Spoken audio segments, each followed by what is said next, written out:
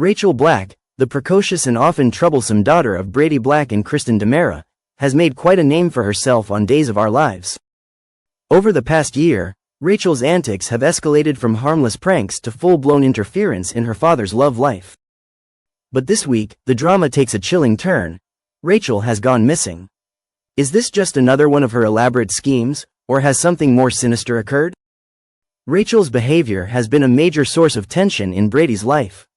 While most teenagers test boundaries, Rachel has taken her rebellion to new heights. Recent episodes revealed that she has been sending threatening messages to Ava Vitale, Brady's current love interest, in an attempt to scare her away. The young girl has made it no secret that she yearns for her parents to reconcile and will stop at nothing to sabotage Brady's budding relationship with Ava. Kristen DiMera, never one to overlook drama, even when it involves her daughter, recently uncovered Rachel's secret campaign against Ava. In a heated confrontation, Kristen and Brady debated how to address their daughter's actions. While Kristen confiscated Rachel's phone and changed the Wi-Fi password in an effort to curb her behavior, Brady remained skeptical. He knows Rachel is resourceful and could easily find a way to bypass their attempts at punishment. "She's your daughter," Brady pointedly told Kristen in one memorable scene. "She's learned from the best." Next week on Days of Our Lives, airing January 13, 2025, Kristen storms into Brady's apartment, visibly panicked. Rachel is missing. Kristen, typically composed in the face of adversity, is nearly unrecognizable as she shares the devastating news with Brady and Ava. But here's where things get murky. Kristen's suspicion quickly turns to her own daughter. She's not entirely convinced that Rachel is in genuine danger. After all, the young girl has demonstrated an uncanny ability to manipulate those around her. Could this disappearance be an elaborate stunt to bring her parents back together? Speculation runs rampant among fans. One theory gaining traction is that Rachel may be hiding out in the DiMera mansion's cellar, a location infamous for its secrets.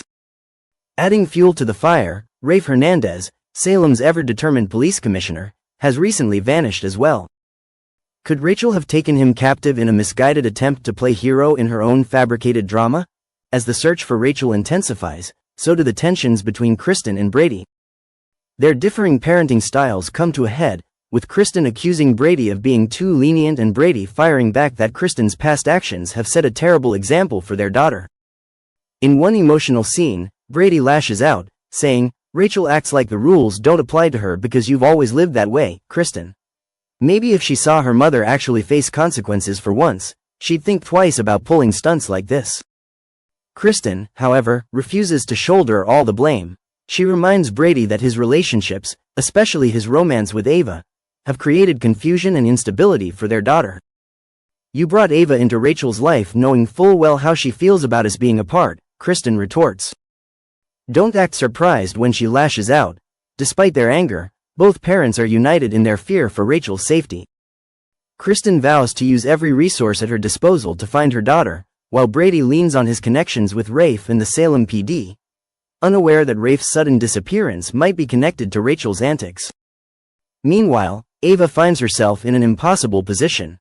She genuinely cares for Brady but can't ignore the fact that her presence has been a source of turmoil for Rachel. As Kristen's suspicions about Rachel's motives grow, Ava becomes an easy target for Kristen's wrath. If anything happens to Rachel, Kristen warns in a chilling moment, "You'll regret ever stepping into her life." Ava, shaken but resolute, tries to convince Brady to see Rachel's disappearance for what it might be, a desperate cry for attention. However, Brady's guilt over his daughter's unhappiness clouds his judgment, leaving Ava feeling isolated and unsure of her future with him. As news of Rachel's disappearance spreads, the citizens of Salem rally to support Kristen and Brady. Marlena Evans, Rachel's grandmother, offers a calming presence and counsels Brady to remain hopeful. Meanwhile, E.J. DiMera, Kristen's brother, steps in to assist with the search. But even E.J. can't resist questioning whether this is all just one of Rachel's schemes. "She's a DiMera," E.J. quips. "Drama is practically in her DNA." As the days tick by with no sign of Rachel, the stakes grow higher. Has Rachel truly orchestrated a daring plan to reunite her parents, or has her penchant for mischief placed her in real danger? And if Rafe's disappearance is connected, will the town's beloved police commissioner be able to escape Rachel's clutches before it's too late? The week of January 13, 2025, promises to be an unmissable chapter in the Days of Our Lives saga. Tune in to see how this gripping mystery unfolds and whether Rachel's disappearance will bring her parents closer together or tear them apart for good. In a lighthearted and intriguing twist on Monday's episode of Days of Our Lives, Chad awkwardly encounters Kat in Horton Square. The scene is charged with tension as Kat casually reveals that she's staying in Salem, and for the foreseeable future. Her announcement catches Chad off guard, and the chemistry between them is palpable. Kat elaborates on her situation, explaining that her son Aaron has accumulated enough credits to graduate early, which means he will remain in Vancouver with their mother. Meanwhile, Kat has made the decision to return to Salem to take care of Felicity, her teenage daughter, until she graduates high school. The choice seems logical, yet it's fraught with emotional undertones that make Chad visibly uncomfortable. Sensing his unease, Kat adds lightly, "Chad, I hope this doesn't get you in trouble." Chad stiffens but manages to maintain a composed demeanor. He counters by stating that Felicity needs her mother, and he has no right to dictate where Kat lives. Kat, in turn, thanks him for his understanding and assures him that she'll respect his boundaries. "Don't worry," Chad replies, attempting to inject some humor into the tense moment. "Salem is big enough for both of us." Despite his words, it's clear he'd prefer to put their shared history behind him. Kat nods, agreeing that it's best for them both to move forward. Later, Kat reconnects with Felicity in a heartwarming scene that showcases her maternal side. The two discuss their future in Salem, and Kat opens up about a potential new job opportunity that she hadn't anticipated. When Chad later asks her about her plans, she casually mentions that she has an upcoming interview with Marlena Evans, much to her own surprise. Chad's reaction is one of genuine curiosity, tinged with a hint of skepticism. "Marlena?" he asks, his brow furrowing. "Well, if anyone's going to give you a fair shot, it's her. She's the least judgmental person I know. In fact, she's practically the queen of second chances." His words are sincere, but they carry a subtle reminder of the weight of their shared past. Meanwhile, Marlena's storyline takes a poignant turn.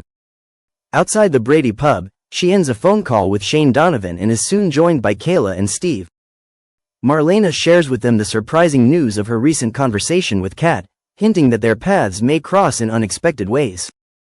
Kayla, ever the pragmatist, suggests that Marlena contact Shane through Kimberly for more clarity. Steve, always protective, wonders if this news has any implications for John. With a faint smile, Marlena reflects on John's heroism, recounting how he played a pivotal role in saving Kat's life. She's alive because of John, Marlena says, her pride and love for him evident in her voice. Kayla and Steve are visibly moved, glad to hear something positive amidst the uncertainty that often clouds their lives. Kayla eventually departs for the hospital, leaving Steve and Marlena to share a quiet moment at the pub. As they sit together, Marlena opens up about her personal struggles. She confesses how difficult it's been to come home to an empty house, especially during the holidays. "I know I'm supposed to focus on gratitude," she says, her voice tinged with melancholy. "I tell my patients that all the time. Focus on what you have, not on what you don't. But it's hard, Steve. It's really hard." Steve listens attentively, his concern for her evident. He gently asks if she's heard from John recently. Marlena's response is bittersweet. She admits that the only sign of John's presence during the holidays was a small but thoughtful gesture, a delivery of fresh strawberries and whipped cream on Christmas Day. "It was sweet," she says, "but it's not the same as having him here." Steve sympathizes but admits that he doesn't know much about John's current activities.